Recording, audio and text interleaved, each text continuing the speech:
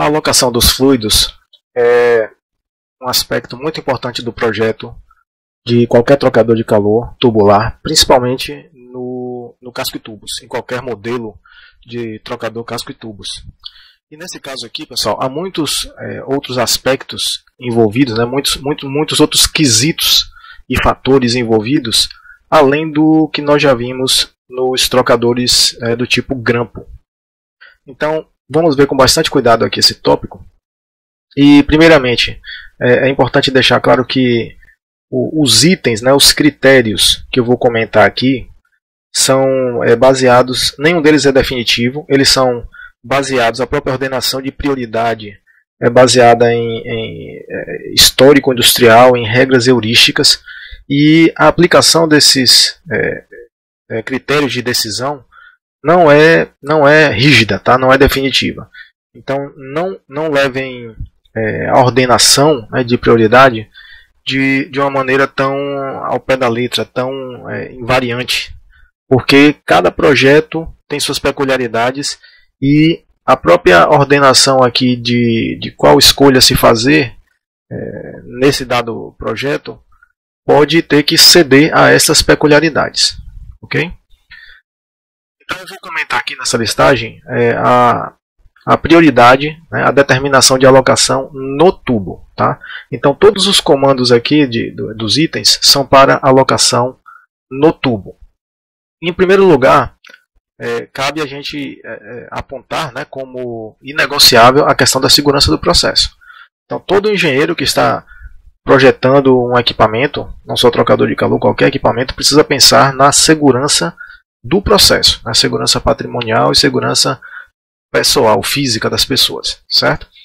Então, se no processo, tá, for inaceitável, né, qualquer vazamento ou contaminação ambiental por um dado fluido desse processo, é recomendável que ele seja alocado nos tubos, certo? Por que isso?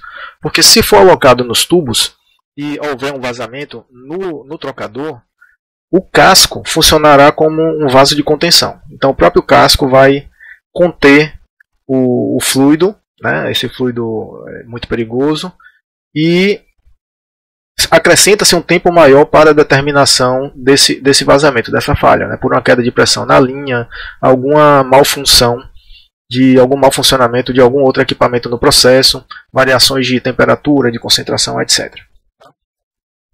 Então, dito isso, aqui eu deixo essa observação para vocês. Olha só. Numa indústria química, pessoal, via de regra, todo fluido é perigoso, ou inflamável ou explosivo. Vai ser um dos três ou uma combinação desses, tá certo? Então ele vai ser ou perigoso ou letal, inflamável ou explosivo, ou perigoso de alguma maneira e inflamável, etc. Tá? Ou uma combinação desses três adjetivos aqui. Então, veja, para que um fluido de processo se encaixe nessa categoria aqui de risco inaceitável, ele tem que ser realmente muito perigoso. Tá? Não é qualquer hidrocarboneto, qualquer componente químico que vai se encaixar nessa categoria. Tá? Tem que ser realmente algo muito perigoso. Eu penso aí num gás cianídrico, né, HCN, que alguns miligramas dissolvidos no ar já atingem uma concentração suficiente, né, miligramas por metro cúbico para causar asfixia. Então tem que ser algo realmente muito perigoso. Por ser algo realmente muito perigoso, esse critério decisório geralmente ele não se aplica, tá certo? Porque tem que ser algum fluido realmente perigoso para decidir a alocação dele no tubo. Então aí vem os critérios, né, que prevalecem, considerando inclusive a segurança do processo, né? Esses aqui prevalecem sobre todos os outros: a letalidade, a periculosidade, a explosividade do fluido. E nunca, absolutamente nunca, alocar um fluido com essas características no casco, tá, de trocadores que sejam do tipo P ou W. Nós vimos isso aqui, eu expliquei para vocês. Tipo P ou W são cabeçote flutuante que tem gacheta, tá? Então a estanqueidade é muito frágil do lado do casco, porque o fecho de tubo se dilata e pode fazer essa gacheta vazar. E também trocadores com fólios, que eu não comentei com vocês, mas o uso de sanfona, o fole, é uma maneira também de absorver, né, de compensar a dilatação diferencial do feixe de tubos, mas é um tanto raro, tá, um trocador com Foley, né? Em planta, eu já vi foto e tal, mas planta industrial nunca vi. Já visitei muita planta, já entrei em muita planta industrial de vários tipos e nunca me deparei com um trocador com Foley, tá? Mas existe e eu já vi na literatura, tá? Em foto. Então, nessas condições, nunca alocar um fluido desse aqui no casco, tá certo? As regras, né, da empresa, ou a imposição legal, essas regras têm que ser seguidas, né, com respeito à alocação de um dado fluido. Então, se a empresa disser no seu regulamento interno lá que todo trocador com esse fluido tem que alocar esse fluido no casco ou no tubo, então o engenheiro vai ter que seguir, né, vai ter que seguir essa regra, afinal de contas ele está trabalhando para a empresa. Pode ocorrer também de haver uma imposição legal por alguma norma, né, ou algum código, tipo o código ASME. Então, se houver essa determinação legal, é necessário seguir. Tá, ok? Fora essas condições, né, na ausência de uma determinação da empresa ou de lei, nós vamos adotar aqui esses critérios que essas recomendações, né, que eu vou comentar uma a uma para vocês. Tá? Então, a alocação nos tubos. Vamos seguir aqui a alocação nos tubos. Tá? Deve seguir essa ordem de prioridade. O fluido corrosivo, tal qual nos trocadores lá, né, que nós vimos tipo grampo, fluido incrustante e corrosivo vai nos tubos. Tá? Aqui também. Então, fluido corrosivo nos tubos. Por quê? Se nós alocamos o fluido mais corrosivo nos tubos, apenas a superfície interna dos tubos vai estar agredida, né, pelo fluido. Ela vai ser desgastada, ok? Mas pelo menos vão ser só os tubos desgastados. Se a gente colocar esse fluido corrosivo no casco, ele vai corroer os tubos, a superfície externa dos tubos e também por dentro do casco. Então repare que o problema é bem maior. Tá? O casco também é uma peça cara do equipamento, é um componente caro. Então, se nós evitamos a exposição do casco, a gente preserva ele. Tá? Outra razão para colocar o mais corrosivo nos tubos é que, se for imprescindível investir em uma liga metálica mais resistente à corrosão, ou um material mais resistente, nós precisamos comprar apenas o material dos tubos e não o casco, né? Que o casco é uma peça grande, né? Vão muitos quilos de material ali e a gente paga por esse material, né, ao construir um equipamento. O primeiro custo é o custo de material, depois vem manufatura em cima dele. Tá? Então, corrosivo no casco. Já falei aqui do material mais nobre, né, no feixe de tubos. E se a gente colocar o material mais nobre apenas no feixe, o trocador fica mais barato. Eu vou abrir dois itens aqui específicos para água de resfriamento e vapor, porque são duas utilidades industriais importantíssimas.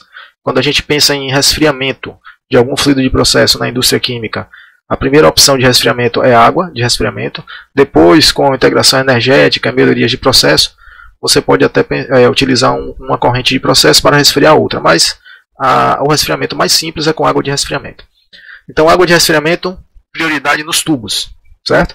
Tem muitos trocadores que usam água de resfriamento no casco, tá? Mas há outras razões, como eu falei. Cada processo tem sua peculiaridade. Se o fluido de processo for mais corrosivo, for muito corrosivo, né, for mais corrosivo inclusive do que a água de resfriamento, o fluido de processo vai nos tubos e a água de resfriamento vai no casco. Tá? Mas se não for uma condição dessa, se for possível colocar água de resfriamento nos tubos, é o que deve ser feito. Okay? Por que isso? A água de resfriamento, em geral, é bem contaminada, certo? As torres de resfriamento, no geral, são abertas, então cai muito detrito.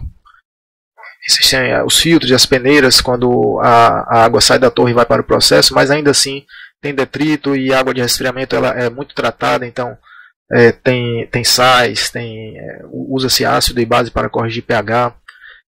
É um problema a água de resfriamento, então é incrustante. Né?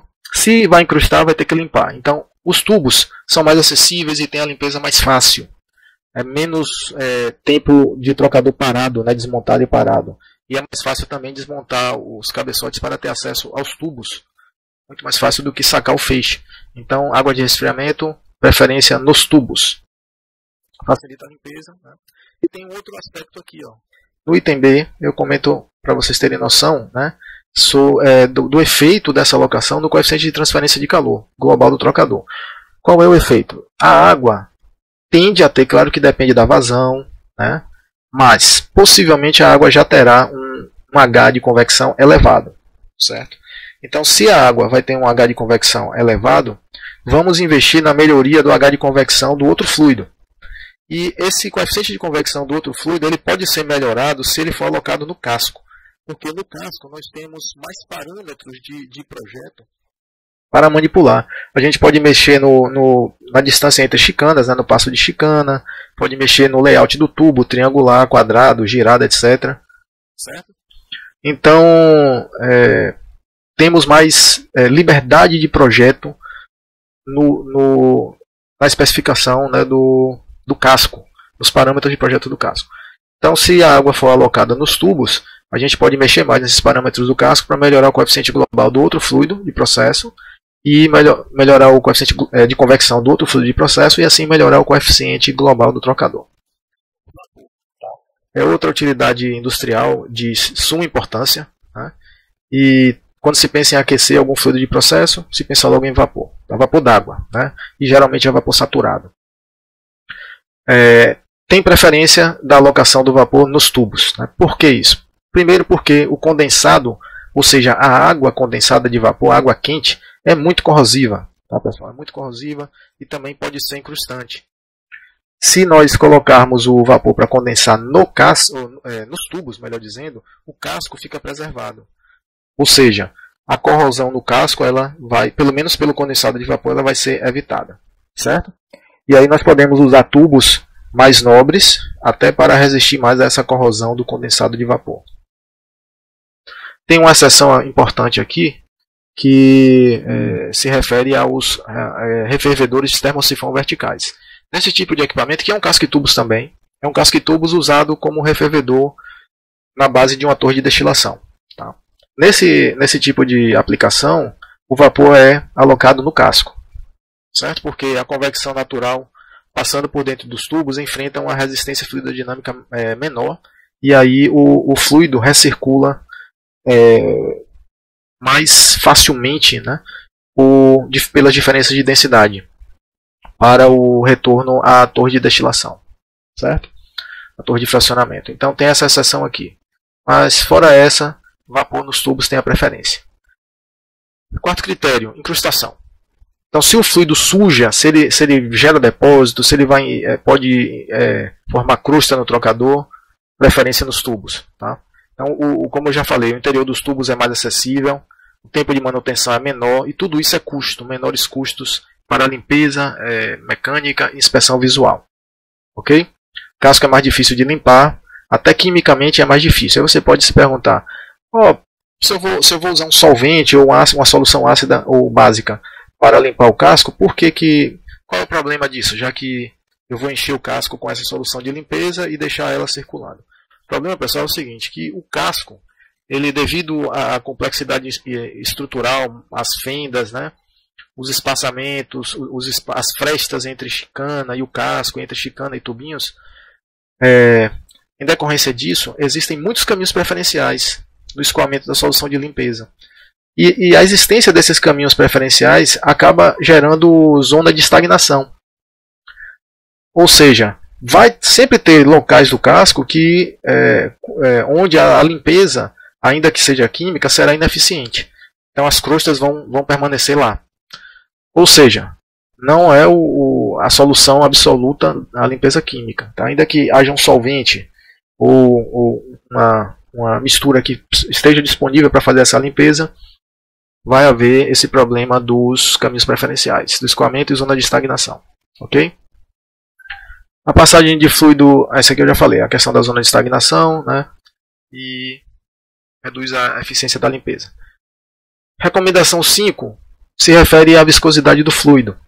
O fluido mais viscoso, a gente dá preferência, né, para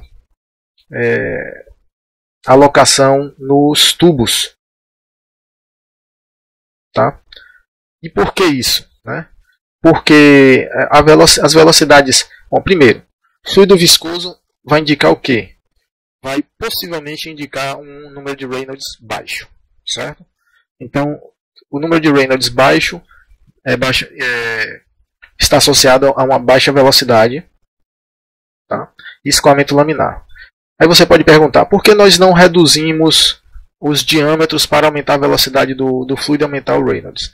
Aí o problema é o seguinte, se um fluido é muito viscoso e eu tento colocar ele no regime turbulento, tirar ele do regime laminar e passar para o regime turbulento, aumentando a velocidade, o que acontece? A perda de carga aumenta muito. E aí a energia de bombeamento ela cresce de tal maneira que é inviável energeticamente projetar o trocador dessa maneira. Então muitas vezes nós temos, se um fluido realmente é muito viscoso, viscosidades altas, né? Pense aí em viscosidades altas mesmo, 100 centipoase, 1000 centipoase. Nessas situações, nós temos que aceitar, né, conviver com a viscosidade alta do fluido. E o escoamento será laminar. Não vai compensar tentar, né, projetar o trocador para operar na faixa de escoamento turbulento. Então, se o escoamento será laminar, velocidade baixa, pessoal, vai formar incrustação. Tá? É quase certo, porque velocidade baixa, a experiência industrial mostra que forma incrustação. A não ser que a corrente seja muito limpa, não tenha contaminação, sólido, suspensão. Fora isso, vai incrustar. Então, se vai incrustar, é melhor alocar nos tubos. Tudo bem? Agora tem uma observação aqui importante. Ó.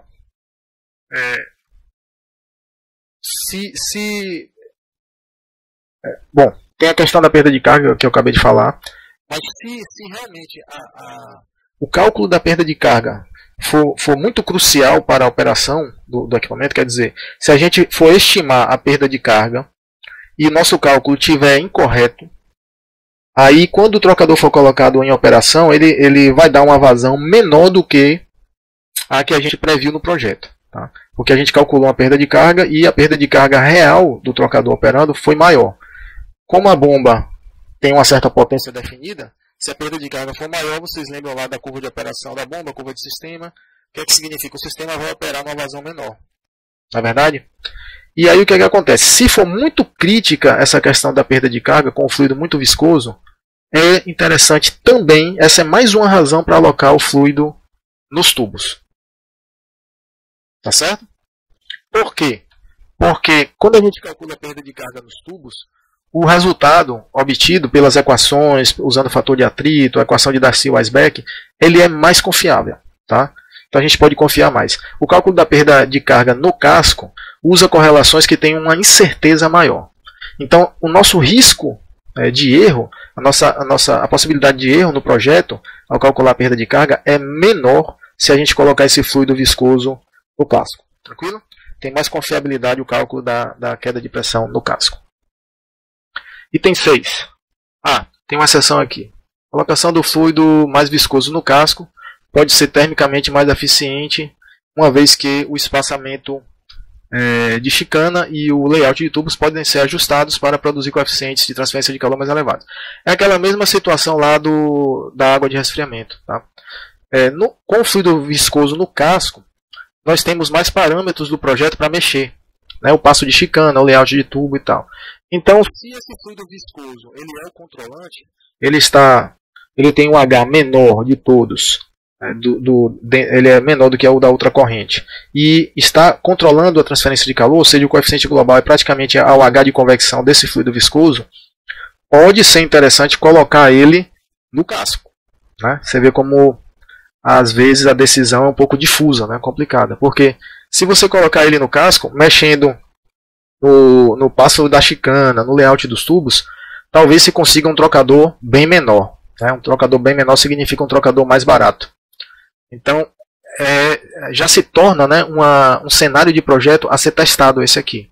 Tá? Se a perda de carga permitir, se torna um cenário de projeto a ser testado. Certo? Então essa é a exceção. Item 6. Maior pressão e temperatura de operação. Então, se a corrente de processo tem uma pressão de operação alta e uma temperatura elevada, prioridade de alocação nos tubos. E as razões são as seguintes. Tubo de menor diâmetro é mais barato. Tá certo? Por quê? Porque tubos tem a ver com a resistência mecânica. Tubos com espessura menor e diâmetro pequeno suportam uma maior pressão interna. Tá ok? Então, se a espessura de um tubo, vou botar qualquer valor aí, uma espessura de 2 milímetros. Tá? Se esse tubo tem meia polegada, ou se ele tiver, comparando com outro tubo de 1 polegada, a espessura de parede é a mesma. Tá? O tubo de meia polegada vai suportar uma pressão interna bem maior, até a ruptura. Isso pode ser calculado, certo? Eu não vou calcular aqui, porque isso é um cálculo mais de engenharia mecânica, mas a gente tem uma fórmula aproximada para estimar essa tensão de ruptura no tubo. Mas o fato é que tubo menor, dado uma espessura fixa, suporta uma maior pressão interna. Então o trocador fica mais barato. Né? Outra coisa, a temperatura mais alta do fluido enfraquece os metais, enfraquece as ligas e os materiais. Significa que quanto maior a temperatura do fluido, menor a resistência mecânica à pressão interna dos tubos.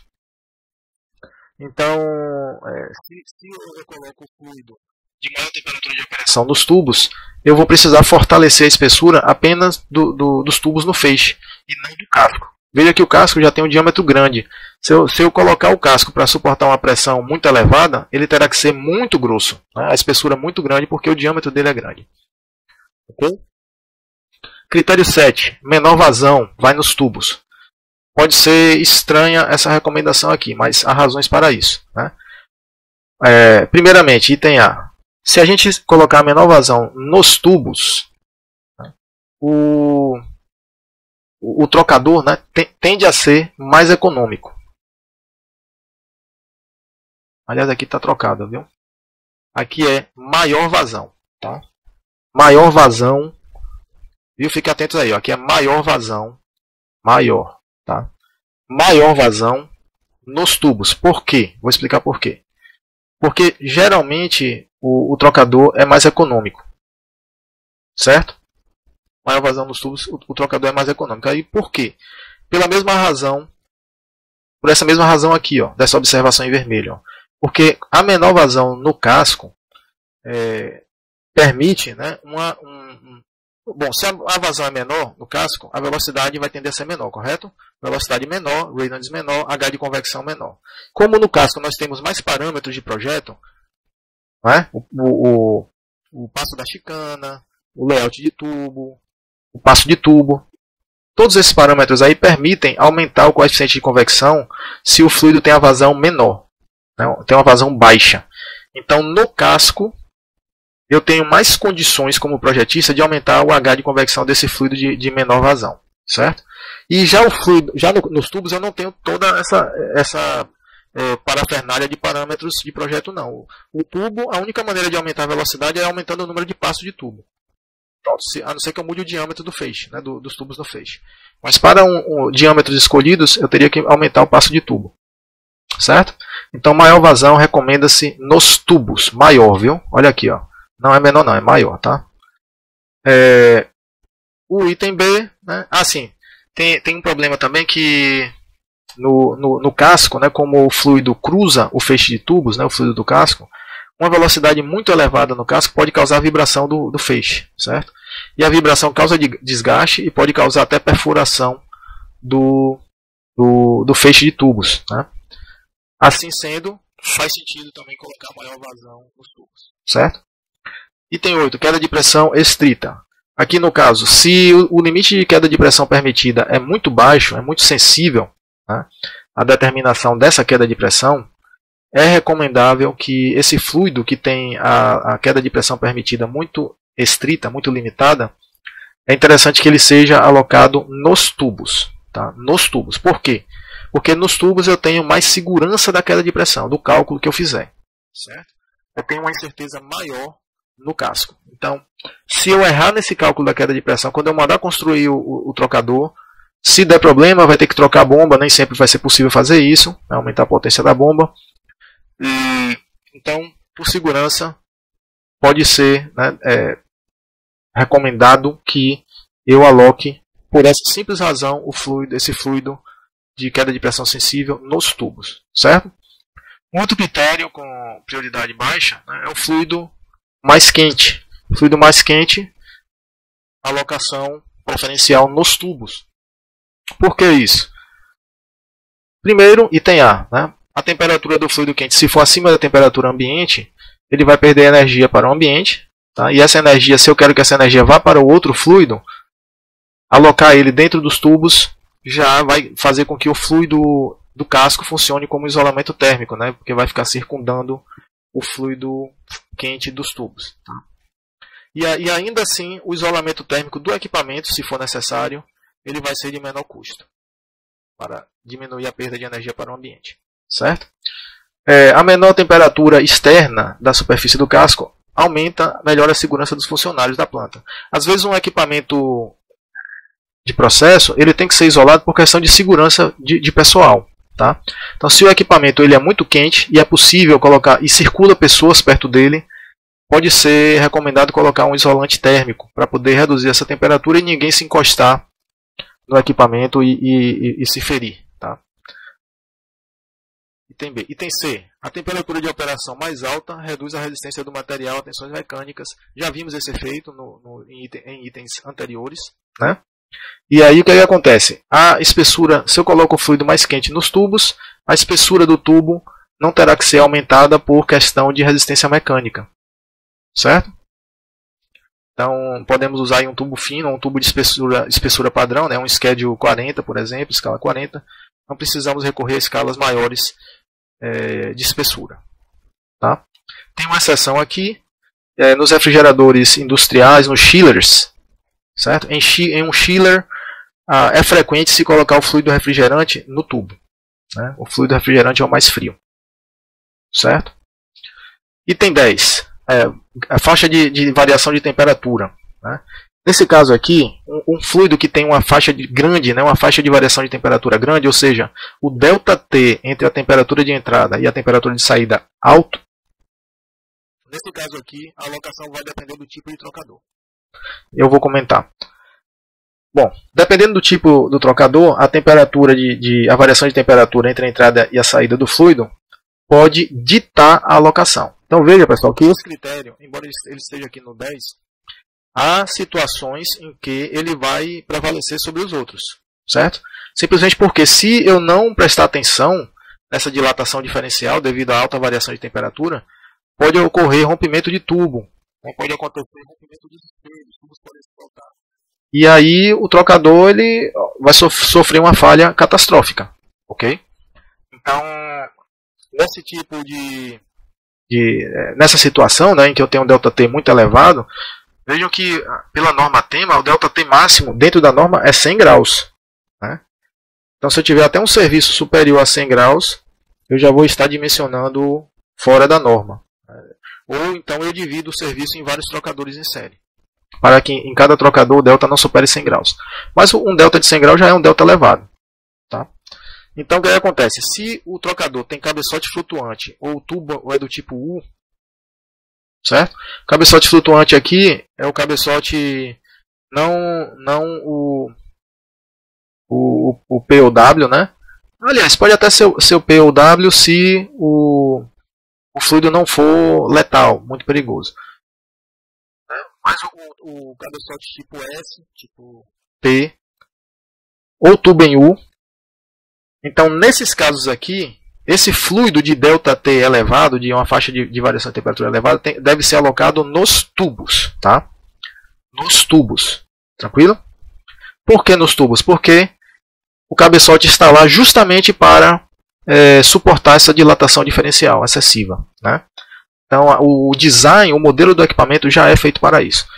Assim, esse fluido que tem um delta, né, uma faixa de temperatura muito alta, ele deve ser preferencialmente alocado nos tubos. Certo? O casco não suporta tanta variação de temperatura. Pode ser um problema. Tá? Na exceção aqui, os trocadores com espelhos fixos acomodam fluidos com grandes faixas de temperatura melhor no casco. Só que tem um detalhe. Certo? Se o espelho é fixo, esse trocador de espelho fixo já não é para suportar uma alta variação de temperatura. Tá? É arriscado você selecionar, você especificar um trocador de espelho fixo para uma grande variação de temperatura. Isso aqui eu não faço não. Se a variação é elevada, já vai botar ali um tubo em U ou cabeçote flutuante. Entendem? Mas, se por alguma razão digamos, seja um trocador sobressalente, está lá parado, aí você vai precisar quebrar um galho com ele, botar ele em operação enquanto faz a manutenção do trocador principal. Então, se o espelho é fixo e o tempo de operação for curto, aí sim, esse trocador ele vai receber melhor o fluido com maior variação de temperatura no casco. Tranquilo? É um detalhezinho aqui, mas é um detalhezinho importante. A velocidade das correntes, né, de fluido também é um tópico de grande importância quando se trata de trocadores tubulares casco e tubos, certo? E a análise, né, a avaliação, né, da propriedade dessas velocidades, se as velocidades estão adequadas ou não, é um pouco complicada porque envolve objetivos conflitantes, né, ou resultados conflitantes do projeto. Por exemplo, quando a gente aumenta a velocidade dos fluidos, seja nos tubos ou no casco, nós temos um benefício que é aumentar a performance térmica, correto? Aumentar a transferência de calor, a capacidade de transferência de calor, porque se a gente aumenta a velocidade, aumenta o número de Reynolds, aumenta o H de convecção e vai resultar no aumento final lá do coeficiente global de transferência de calor. Porém, tem um outro problema, né, que também é decorrente do aumento da velocidade, que é a queda de pressão. Se a gente aumenta a velocidade dos fluidos, aumenta a queda de pressão. E aí, essa queda de pressão ela é limitada. Nós temos uma máxima queda de pressão permitida, não é verdade? Então, não podemos aumentar indefinidamente a velocidade dos fluidos. Até porque, quando a gente aumenta a velocidade do fluido, aumenta o Reynolds, nós vamos ter que despender mais energia no movimento desse fluido, no bombeamento ou no compressor, né, no soprador usado para mover esse fluido. E tem outro aspecto também. A velocidade elevada, né, reduz a tendência de incrustação. A velocidade baixa aumenta a tendência de formar depósito. Certo? Então, aumentar a velocidade é interessante, né, porque reduz a propensão à formação de sujeira, de depósito no trocador. Porém, o aumento da velocidade pode causar vibração no equipamento. Não só vibração, como também cavitação. Certo? Ou seja, se eu reduzir a velocidade, eu tenho a vantagem, né, o ganho de reduzir a vibração ou de evitar a vibração fluidodinâmica do equipamento, mas eu vou aumentar a chance de formar depósito. Então são efeitos conflitantes, né? E a gente tem que levar em consideração isso. Certo? Então o aumento das velocidades melhora o coeficiente de transferência de calor de cada corrente e aumenta o coeficiente de transferência de calor global, e a consequência disso é que o trocador ele é menor, mais econômico. Tá? Por outro lado, a queda de pressão também aumenta e o que a gente economizou no custo do trocador, possivelmente a gente vai perder no bombeamento. Certo? O conflito aqui da incrustação e erosão e vibração é que a formação de incrustação e velocidade baixa está intimamente ligado. Certo? Na maioria dos serviços. Então, velocidade baixa tende a formar incrustação. Então, se eu aumento a velocidade, eu vou evitar a incrustação, o que é bem interessante. Certo? Até porque eu posso economizar nos RDs. Se eu tiver certeza que aumentando a velocidade eu vou aumentar a incrustação, ou aumentando a velocidade eu vou reduzir a incrustação, ou até eliminar a incrustação, eu posso até zerar os RDs do projeto. Tá? Inclusive, há uma corrente da engenharia química, de engenheiros de projeto, que defende isso. Evite a incrustação e não use RD, use RD zero. Tá? Há uma corrente de engenheiros que defende isso. Porém, é uma defesa um pouco arriscada, porque se mudou a condição operacional e a velocidade do processo, do fluido de processo diminuir, você vai formar incrustação e aquele trocador está sem RD para compensar. Né? Então, eu acho arriscado. Eu prefiro colocar um valor de RD sobredimensionando um pouco, aí, dando uma sobreárea para o trocador. Tá?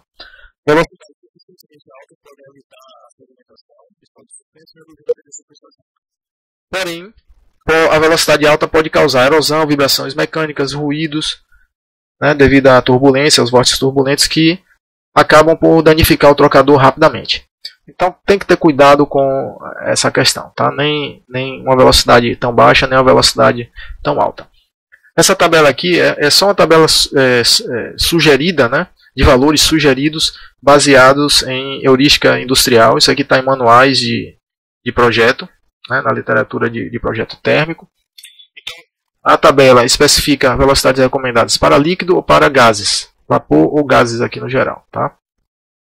Nos tubos líquido, a velocidade, você vê que as faixas são semelhantes às que nós já usávamos para outros trocadores. Líquido, 1 a 2 metros por segundo, no máximo 4 metros por segundo. Nos tubos, no casco, 0,3 a 1 metros por segundo. A velocidade recomendada. Ok? Para gases ou vapores, se a linha for uma linha de vácuo, a velocidade pode ser bem alta. 50, já que a densidade é baixa, né? 50 a 70 metros por segundo. Se for uma linha que está a pressão atmosférica, 10 a 30 metros por segundo. E se for uma linha de alta pressão, 5 a 10 metros por segundo. Ok? Então é importante levar em conta, né, ter em mente esses valores ao escolher a tubulação do trocador.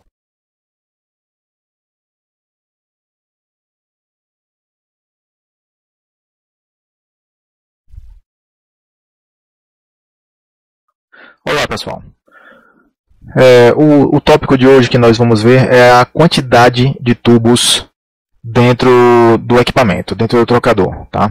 Ou seja, o número de tubos que compõem o feixe. Essa é uma questão importante de projeto porque depende de muitos fatores que caracterizam o equipamento, né? Depende de muitas especificações. E essa contagem de tubos é de suma importância porque a área de troca térmica está ligada diretamente a ela, não é? Veja que o número de tubos, né, e a área de troca térmica de cada tubo multiplicados vai dar a área total do trocador, certo? Isso para qualquer um dos vários modelos de casco e tubos. Então, o número de tubos no feixe ele vai depender de alguns aspectos construtivos, a exemplo de o diâmetro dos tubos, né, especificamente o diâmetro externo de cada tubo no feixe, o passo de tubo, né, ou a razão de passo, é o que se chama normalmente em inglês de pitch, e esse pitch é o afastamento, a distância, né, centro a centro de cada tubo. Eu vou mostrar melhor essa definição mais na frente. O layout do tubo, que vocês já sabem, né, pode ser triangular, quadrado, quadrado girado, triangular girado, tá? O espaçamento feixe-casco, né, porque a circunferência externa do feixe de tubos não coincide exatamente com a circunferência interna do casco, existe uma folga, e essa folga depende do modelo do trocador. Então, um trocador usando a norma TEMA, né, tipo S, vai ter uma distância, né, feixe-casco, diferente de um trocador tipo T, que é o de cabeçote flutuante tipo T, né, do tipo pull-through, e o tipo S é um cabeçote flutuante maior. O tipo S permite que os tubos do feixe se aproximem mais da circunferência interna do casco, e aí cabe mais tubo no trocador, né, considerando como referência o mesmo diâmetro de casco. Claro, né, temos que ter uma referência para poder comparar. Vai depender também do número de passagens de tubo, né? Quer dizer, o número de passagens do fluido no tubo. Quanto maior, menos tubos vai caber para o mesmo diâmetro de casco. Por que isso acontece? Ora, para cada passagem de tubo é necessário colocar, né, instalar a partição de cabeçote, não é verdade? E quando se coloca a partição de cabeçote, vai ter que se eliminar tubos naquela linha, né, onde a chapa vai ser instalada. Então aquela linha ali fica perdida, certo? Então pelo menos aí, cada partição de cabeçote que é instalada, você pode concluir que serão eliminados tubos do feixe, devido ao impedimento espacial, tá? Então o layout de passos do tubo, das passagens, também é importante, né? Vocês já sabem que pode ser quadrante, pode ser layout fita, né, ou faixa, e o misto, que combina o quadrante e o layout fita, tá? Quadrante, lembrem que cada banda tem duas passagens, ida e volta, E na fita, cada banda, né, de tubos tem apenas uma direção de fluido, ou indo ou voltando, certo? E o misto combina os dois. Ele aqui como exemplo essa ilustração. Aqui nós temos um layout, um desenho, né? Um sketch bem realista de um trocador. Isso aqui é um trocador real. Esse layout aqui pode ser construído, tá? Já está até com essas chapinhas aqui, que são tiras de selagem, certo? Aqui também, ó, aqui no meio, tá? Aqui. E por que existem essas tiras de selagem? Existem dois tipos, né, de tiras de selagem. Tem essa aqui, que são as tiras externas, né, periféricas, tá? Elas têm a função de evitar que o fluido entre no casco. Esse aqui é o bocal dos tubos, ok? Mas imagine que o bocal do casco está aqui com esse mesmo posicionamento. O fluido entra aqui, ó, e vai cruzar o feixe, certo? Cruzar, passar por baixo da chicana, volta, passa pela janela da outra chicana, volta e fica fazendo zigue-zague. Observe, se tiver essa folga aqui muito grande, essa folga aqui por fora, o fluido vem e faz um curto-circuito. Porque é a direção, é o caminho, né, a trajetória de menor perda de carga. Certo? E, logicamente, os escoamentos seguem a direção, né, seguem o gradiente de pressão, e vai ser esse caminho aqui preferencial, porque nesse caminho não vai ser necessário atravessar todo o feixe de tubos, né, onde a perda de carga é bem maior. Então, repare que, colocando aqui as tiras de selagem, ó, se cria um bloqueio para a passagem de fluido, certo? E aí se força, né, que o fluido atravesse o feixe, né, cruzando o exterior dos tubos, certo? O mesmo raciocínio vale para essas tiras de selagem aqui, né, centrais, aqui do meio, tá? São tiras de selagem de raias de tubos, né, pass lane. Pode ser chamado assim. Tá? E por que é que tem esse espaço vazio aqui, essa passagem aqui? Porque para se criar esse layout de tubos aqui, ó, nós temos um layout de quantas passagens? 1, 2, 3, 4, 5, 6, 7, 8. Esse é um trocador de 8 passagens. Tá? E o layout aqui das passagens é um layout misto. Ele tem a vantagem do bocal ser centralizado, por isso que existe essa banda aqui tipo fita. Uma direção só de fluido. A segunda banda já é dupla, né? Uma banda dupla, o fluido vai e volta. E aqui a banda dupla e aqui também banda tipo fita, né? Uma direção só, certo? Então, para que se crie esse layout aqui de ida e volta, né? De passagem de tubo, é necessário ter uma partição de tubo bem aqui no meio, ó. Então no cabeçote tem uma chapa vertical, vamos dizer, né? Aqui assim, aqui bem por aqui pelo meio. E aí, se no cabeçote tem essa partição, o espelho de tubos não vai poder ter tubo aqui no meio, porque tem uma chapa aqui. E aí, dentro do casco, é necessário colocar essas tiras de selagem, né? Porque se não tiver se não forem instaladas essas tiras de selagem, o fluido vai passar todo por aqui pelo meio, praticamente. É um caminho livre, né? Um caminho livre bem largo, tá? Essa distribuição de tubos aqui não está boa, não está interessante, porque analise, pense aí um pouquinho. O que é que está acontecendo aqui, ó? Essa última banda aqui de tubos, ela está muito desbalanceada em relação às demais, tá vendo? Veja que a quantidade de tubos é semelhante, né, entre essa passagem, essa e essa, mas a última passagem ficou com poucos tubos, muito poucos tubos. Isso quer dizer o quê? Que todo o fluido que passou aqui, ó, quando descer aqui para essa passagem de saída, toda a vazão terá que passar em 3 tubinhos apenas. Tá? Isso quer dizer o quê? Como a área transversal nesse caso aqui, ó, é menos da metade das outras, a velocidade aqui vai ser mais do que o dobro. Certo? Então esses 3 tubos aqui terão uma velocidade de fluido bem maior do que as outras passagens, né? Então esse trocador aqui, essa distribuição, esse desenho aqui, já está desenhado aqui no CAD, não está legal, eu não aprovaria esse projeto aqui, certo? Porque a distribuição não está adequada. Aqui, talvez seja, para resolver esse problema, talvez seja só uma questão de aumentar um pouco o casco, o diâmetro do casco e reprojetar. Afinal de contas, ó, uma fileira a mais aqui, ó, vai fazer toda a diferença, tá vendo? Se aumentar o casco e couber mais uma fileira como essa aqui, ó, aqui já resolve o problema da distribuição de tubos. Certo?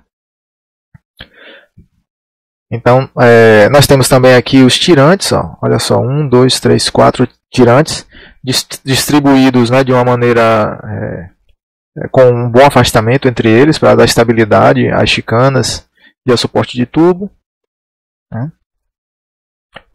Ok, então essa contagem, pessoal, aqui ó, o somatório desses tubos, né, que é a contagem, tá? O somatório da quantidade de tubo em cada passagem é a contagem de tubos, certo?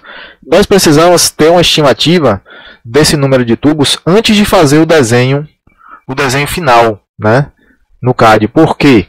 Porque nós precisamos dessa contagem para poder fazer o projeto térmico. E o projeto térmico precede o projeto mecânico. Aqui nós já temos o projeto mecânico, tá? Então, o projeto térmico precede. Aqui, nesse caso, voltaria-se a refazer o projeto térmico, porque ao se tentar distribuir da melhor maneira possível aqui os tubos, né, o número total de tubos calculado, houve esse desbalanceamento, essa inconsistência aqui, certo? Então, esse desenho é bem interessante, porque se criou justamente esse problema, né, de desbalanceamento, ok?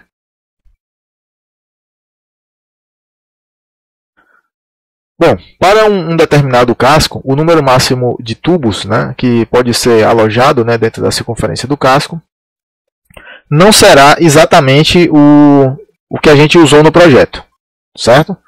Por que não será? Porque a gente usa no projeto uma estimativa desse número de tubos. Agora, a gente tenta usar uma estimativa boa, né? Tentamos usar uma estimativa que seja próxima da realidade, certo?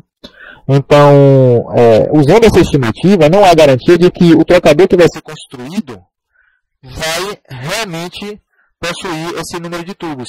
Afinal de contas, é necessário fazer os ajustes para tirantes, é necessário fazer aquela distribuição de passagens nas passagens que eu acabei de mostrar.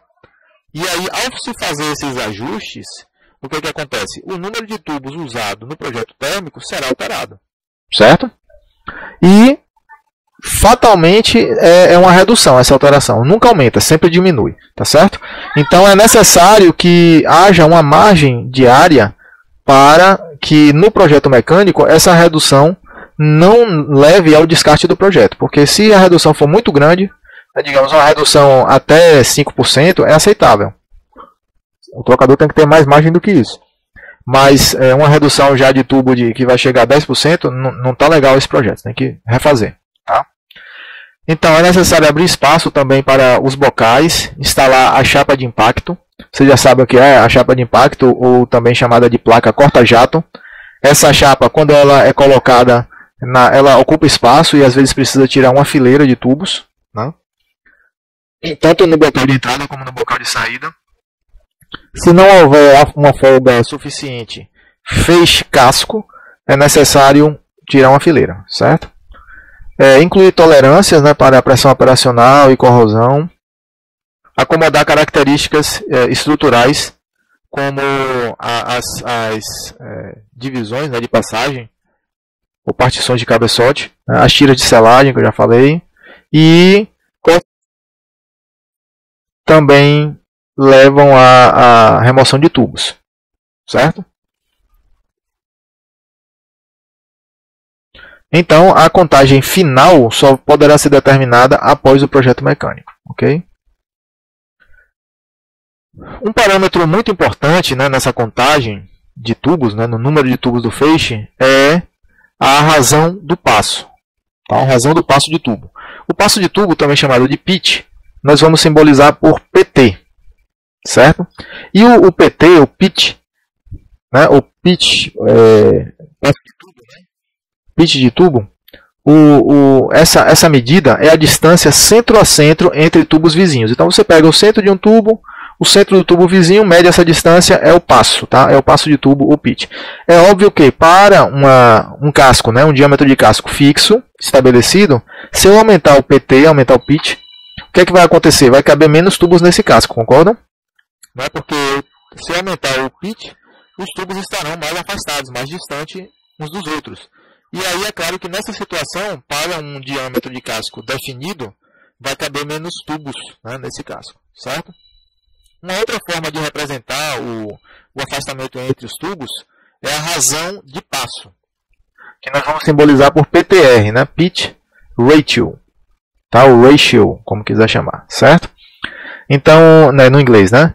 O PTR é a razão de passo, tá? E o que é a razão de passo? Simplesmente a distância centro a centro entre tubos vizinhos, né, tubos adjacentes, dividido pelo DO, pelo diâmetro externo do tubo, tá? Repare que o PT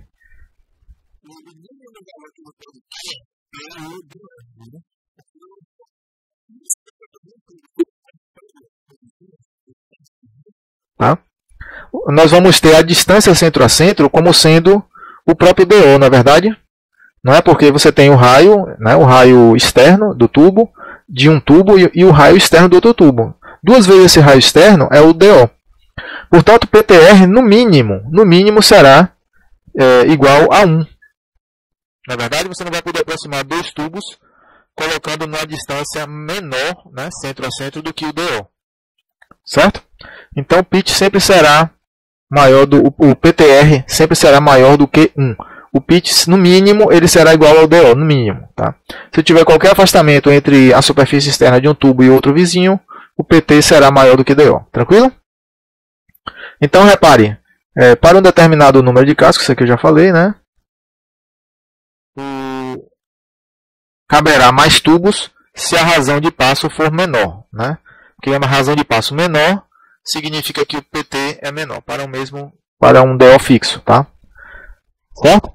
Porém, pessoal, tem um probleminha. É óbvio que o PT não pode ser igual ao DO, tá? Que corresponderia a uma razão de passo unitária, porque se for assim, não vai nem passar o fluido, na verdade. Pense aí, vai ficar um tubo do feixe colado no outro, né? Encostado no outro, não vai passar nada. Tem que ter um espaço vazio entre os tubos, correto? Então o PT sempre será maior do que o DO, mas quanto maior, né? O que acontece é o seguinte, mesmo não é qualquer afastamento que é adequado para se fazer o projeto. Por que isso? Se eu afastar poucos tubos, lembre que os tubos são presos no espelho, não é isso? Vão ser afixados no espelho. E aí um tubo muito próximo do outro, vou mostrar aqui com essa figura, ó, fica melhor. Olha só. Eu não posso encostar, o PT é essa distância aqui, ó, daqui até aqui, tá vendo? Do centro desse tubo até o centro desse tubo, é o PT, tá? Então o PT não pode ser igual ao DO. Por que não pode ser igual ao DO? Porque aí não teria nem abertura aqui, nem essa passagem, esse espaço aqui entre um tubo e outro para o fluido passar. Não faz sentido isso. Tá? Tem que ter esse afastamento. E aí o que acontece? Esse afastamento aqui, entre a superfície externa de tubos adjacentes, a gente pode ser chamado de ligamento. Tá? Esse afastamento aqui, ó, ele não pode ser muito pequeno porque a chapa do espelho fica muito fina. Né? O espelho, que é onde o tubo é preso, é fixado, né, ou por mandrilagem ou soldado, se ficar esse espaçozinho aqui muito fino, digamos que o tubo vai ser fixo por mandrilagem, aí a mandrilagem, né, usa uma ferramenta chamada expansor de tubo, que pressiona o tubo aqui, ó, de dentro para fora, contra o espelho. Nessa operação, pessoal, se esse espaçamento aqui for muito fininho, ó, vai arrebentar. Tá certo? O espelho arrebenta. Fica frágil. Né? Então é necessário ter uma distância mínima entre um tubo e outro. Sem essa distância mínima, na hora de fixar o tubo por mandrilagem, o espelho vai arrebentar. Tá certo? Então existe uma recomendação para isso, e a recomendação é 0,25. Né? Então, o PTR, né, mínimo recomendado é 1,25. Certo? Que inclusive é o valor usado pela norma tema. Ok? Então, a norma tema estabelece que a razão de passo deve ser igual ou superior a 1,25. Então, o valor mínimo para o PTR é 1,25. Certo? E aí, é aquela coisa, alguns parâmetros eu até acho necessário, né, se for, né, devido a uma particularidade do projeto, é necessário, vamos dizer assim, adaptar o projeto de maneira até a se desviar ou ficar próximo, mas um pouquinho fora dos parâmetros estabelecidos na norma. Porém, esse parâmetro aqui não é adequado. Tá? Nunca use um pitch inferior, uma razão de passo, né? Um pitch ratio inferior a 1.25, ok? Isso aqui tem que ser respeitado. Você pode até usar maior se tiver problema de perda de carga no casco. Então, se você fizer o projeto e tentou de várias maneiras e foi necessário aumentar o afastamento entre os tubos para reduzir a perda de carga no casco, você não conseguiu modificar outros parâmetros, tipo, por exemplo, o passo da chicana, que você pode mudar. Você tentou tudo e a única opção foi aumentar a razão de passo. Ok, é aceitável, certo? Mas menos do que 1.25, 1.25 não recomendo, tá? Pode ser que na hora de construir dê problema lá na instalação dos tubos no espelho, comece a arrebentar o espelho e aí o projeto vai ter que ser refeito, ok? Eu falei que usamos uma estimativa, na verdade, no projeto térmico, porque nós precisamos estabelecer que quantidade de tubos vai ser usada para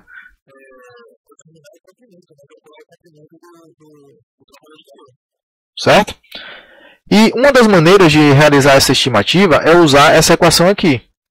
Essa equação aqui, pessoal, ela tem certa importância porque ela está, inclusive, recomendada no Perry. Vocês sabem que o Handbook, né, de Engenharia Química, o Perry, é um livro de referência. Já devem ter visto, a maioria de vocês, é um livro com muitas páginas, bem grosso. E praticamente toda a tecnologia química usada, né, em plantas de processo químico está compilada nesse manual de referência. Tranquilo? E o método usado lá, ou recomendado para estimativa, se baseia na edição mais recente, tá? Diga-se de passagem. Em edições anteriores esse método aqui não aparece, mas não lembro exatamente qual foi a edição mais recente que eu verifiquei isso, mas em edição mais recente consta lá este método, tá? Essa metodologia baseada nessa equação aqui. Então, essa equação permite determinar o NT, que é o número de tubos, como sendo igual a um fator, né, um coeficiente, C1, né, vezes o diâmetro do feixe. Esse dB é o diâmetro externo do feixe. Tá? Como uma segunda aproximação, pessoal, nós podemos usar, ou tentar determinar esse dB baseado na escolha do tipo de casco, do tipo de trocador, né, das 3 letras da norma tema usada, né? Porque se for cabeçote flutuante tipo T, por exemplo, vai caber menos tubos no feixe para um diâmetro de casco fixo, ok? Então vai caber menos tubos, porque a folga é maior para poder passar o cabeçote flutuante. Agora, se for cabeçote flutuante tipo S, que é necessário desmontar o cabeçote para poder remover o feixe, né, sacar o feixe, cabe mais tubos. Então é possível estimar melhor esse dB. Como uma estimativa grosseira, o diâmetro do feixe pode ser tomado como o diâmetro interno do casco, ok? E o diâmetro interno do casco é fácil. A gente tem, no momento que a gente seleciona o tubo do casco, o diâmetro interno, obviamente, está determinado, tá? Aqui é o DO, é o diâmetro externo dos tubos do feixe. E aqui é um outro coeficiente, C2. Esses coeficientes aqui são ajustados, são obtidos ou de tabela, tá? Ou de correlações de ajuste. No caso lá do Perry, esses coeficientes estão oferecidos em tabelas, certo? E aqui eu vou mostrar para vocês algumas equações que foram ajustadas para determinar esses coeficientes, tá certo? As correlações são polinômios, né, ajustados e são muito úteis na hora de você automatizar o projeto. Quer dizer, se você for usar um Excel ou usar o Python para fazer um algoritmo que projeta várias vezes o trocador e aí escolhe a melhor opção. Você pode usar esses polinômios que eu vou mostrar aqui para vocês, ok? Essa equação, pessoal, ela pode ser, né, rearranjada, pode ser resolvida para dB.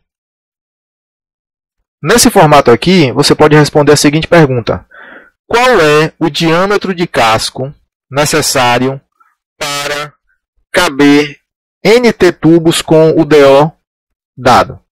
Às vezes é interessante responder essa pergunta, tá?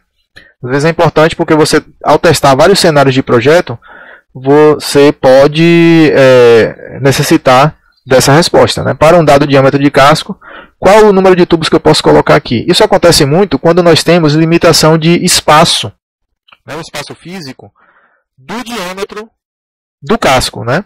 Ou melhor, o espaço físico limitado com relação ao diâmetro do casco, tá? Isso pode acontecer no seguinte cenário. Imagine que você tem equipamentos na planta e aí o trocador vai ficar no meio desses equipamentos. Então, o espaço entre esses equipamentos é um limitante, considerando que tem que ter muitas vezes área de circulação, área de segurança. Às vezes passa uma tubulação e você precisa liberar um espaço para essa passagem. E aí a largura, vamos dizer aí a largura como sendo associada ao diâmetro do casco, fica limitada. E se você tiver uma liberdade maior, né, de arbitrar o comprimento do trocador, é melhor você projetar, escolher primeiro, né, o diâmetro do casco, né, baseado nesse limite, e já fazer a determinação do comprimento, né, considerando essa limitação do diâmetro do casco. Tá certo?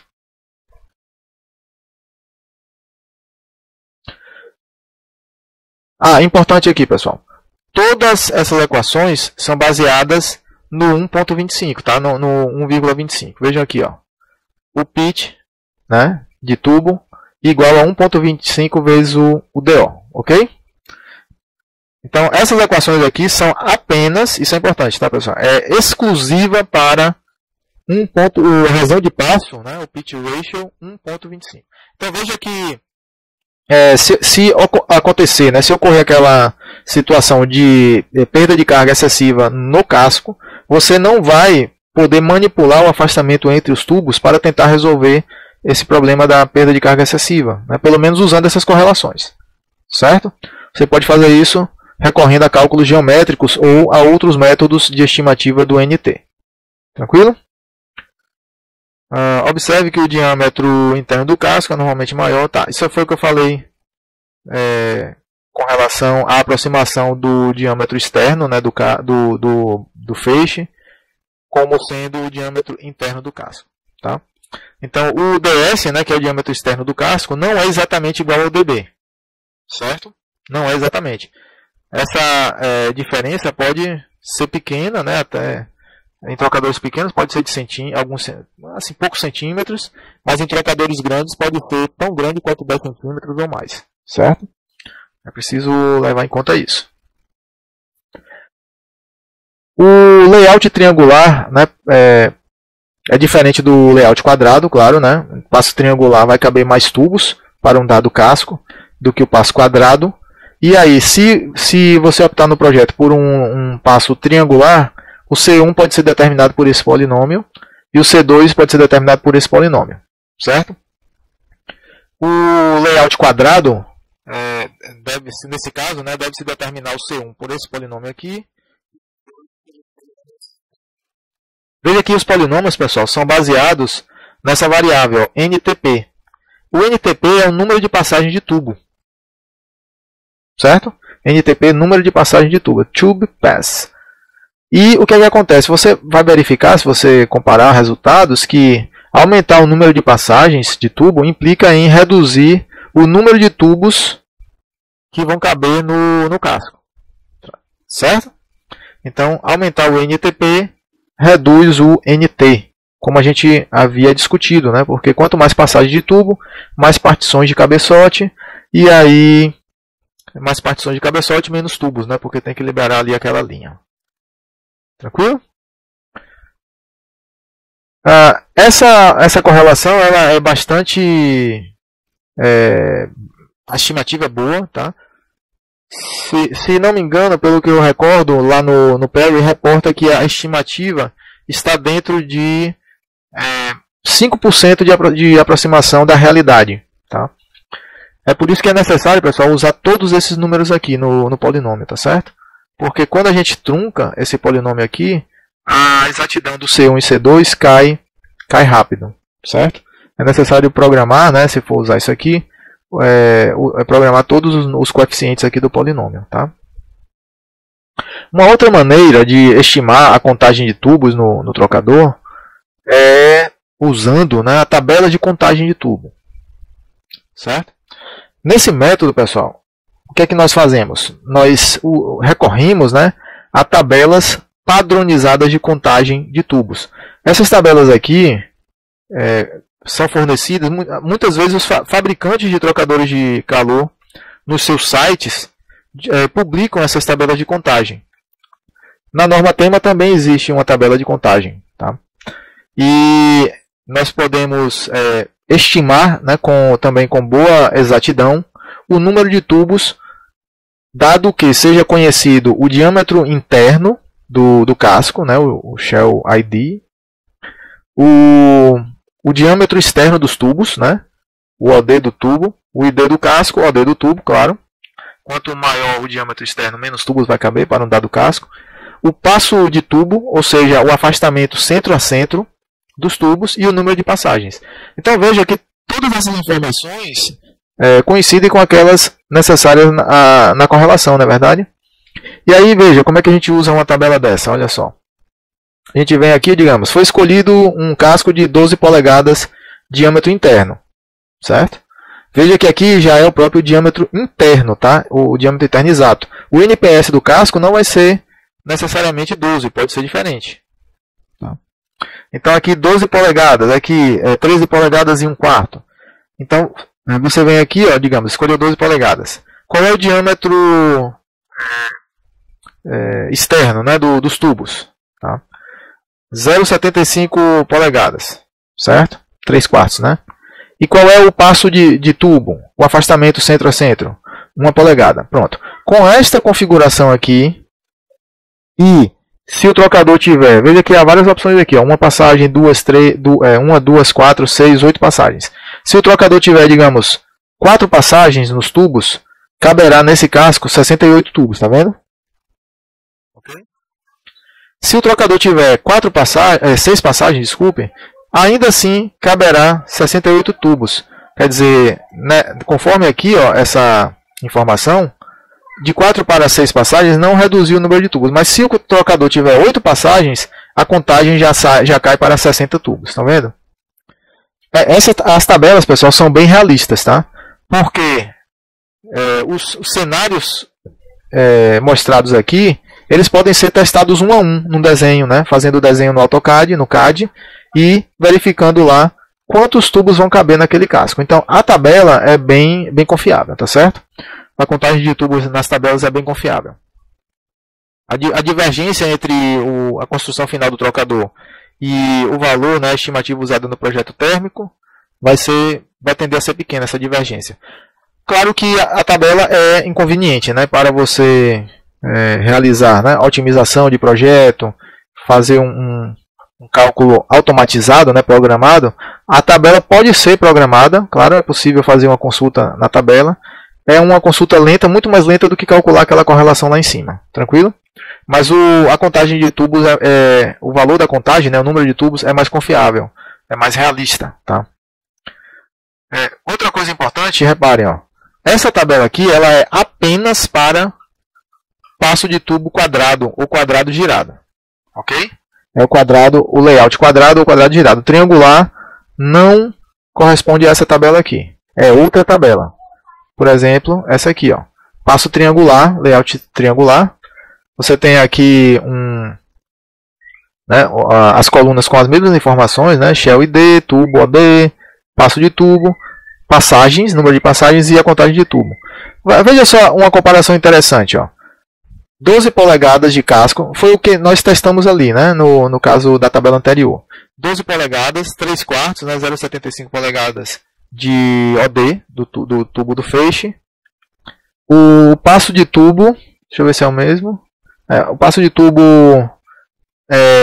no caso aqui, é ligeiramente menor, né, por causa do layout. Tá? E o número de passagens, 4 aqui, ó, olha só. Quantos tubos cabem? 86, né? Veja aqui. Quantos tubos couberam aqui? 68. A diferença é bem grande, né? Certo? Claro que a comparação ideal, né? A comparação justa aqui teria que ser com um passo de tubo, entre tubos, né, o pitch, de 1 polegada aqui também. Não de 0,938, certo? Que interessante para comparar seria de 1 polegada, tá? Mas o empacotamento de um passo triangular, ele é maior, né? Empacotamento quer dizer que a densidade de tubos é maior para um dado casco, certo? Então o passo triangular tem essa vantagem. Cabe mais tubos, comporta mais tubos para um mesmo diâmetro de casco. Então é isso, né? Para a contagem de tubos. Até o próximo vídeo, um abraço.